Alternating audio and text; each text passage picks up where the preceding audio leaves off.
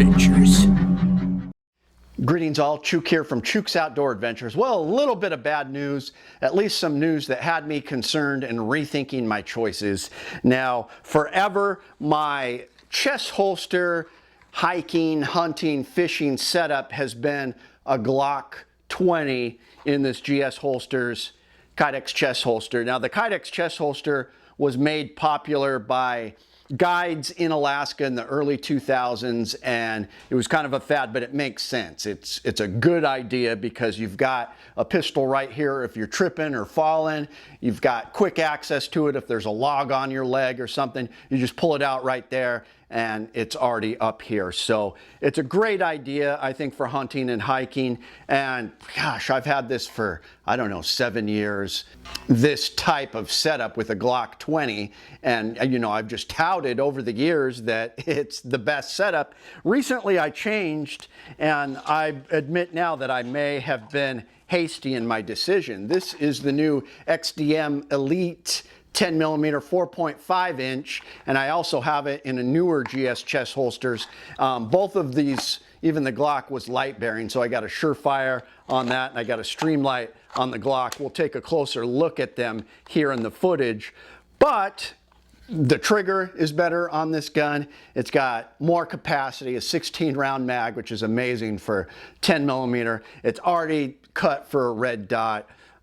There's just so many things that I shoot it better. I shoot it better than the Glock, mainly because of that trigger. It's one of the best triggers I've ever felt, and the fact that it's on a 10mm on a stock gun, it just blows me away. But here's what recently happened. So I recently took a shooting class with Majority Arms, and it was great. It was a pistol class, and we did a lot of talking. It was a small class, so there was a lot of conversation. So Brenda Majority and her husband, they live down on the peninsula, so they're doing classes in Kenai, Soldotna. They're driving around the state. They come up regularly to Anchorage, so they're constantly talking to hunters and outdoorsmen. I want to do some interviews with them, and I'll have some more stories they told me, which blew my mind. But one thing that I had never heard of that Brenda told me in their classes, working with hunters, working with outdoorsmen, testing guns. She brought a whole crate of guns up. There have been problems with these XDM 10mm, specifically in Alaska. They've been malfunctioning, and she said it was because of the silt. Now, we have all these glaciers and rivers here. It's a real fine silt, and I guess it's been making these Springfields malfunction, specifically in the mags. Whenever a little bit of silt gets in the mags, they malfunction. She said they called Springfield and said, hey, we're having problems with these mags. These XDM are malfunctioning left and right, and Springfield replied and said, oh no, we've tested them in the desert extensively. We've torture tested them.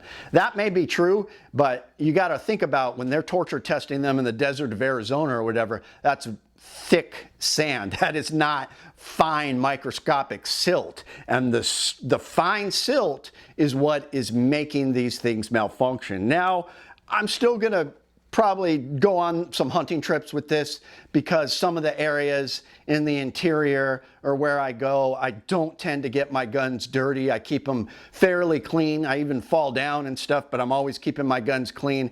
And the silt, from what I can tell, comes from the riverbed. So we're talking people, you know, floating down the Kenai River, fishing and hunting, that type of thing. And then they, you know, get a bunch of silt in their gun.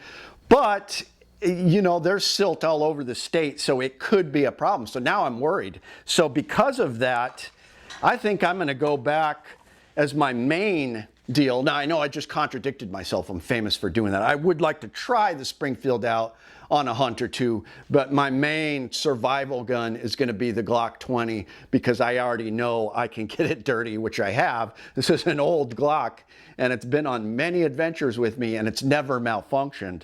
So I'm going to stick with this if I really feel like I'm going into a dangerous situation. So let me know what you guys think. I was really disappointed to hear about this, and I hope Springfield can address it because, like I said, Majority Arms called them up and said, hey, we're having these problems, and they just kind of dismissed them. So that makes me want to stick with Glock, and I'm probably going to get this slide cut for an RMR. I'll send it into Black Phoenix Customs or something and get it cut for an RMR and just be done with it. And that's going to be my main one. So really disappointed. Let me know what you guys think. I haven't proven this for myself, so I don't know if this is true or not. Possibly in the future, maybe Chuck and Long Windy Road and I will do some testing to see if the Springfields are malfunctioning, but it's very interesting and it's good information to know. So thanks, guys. Please check out my website, chukesoutdoor.com. I'm going to start having daily deals on the website, and I'll see you guys out at the range. My name is Chuke. I like to trade my guns just for fun, but now I have none.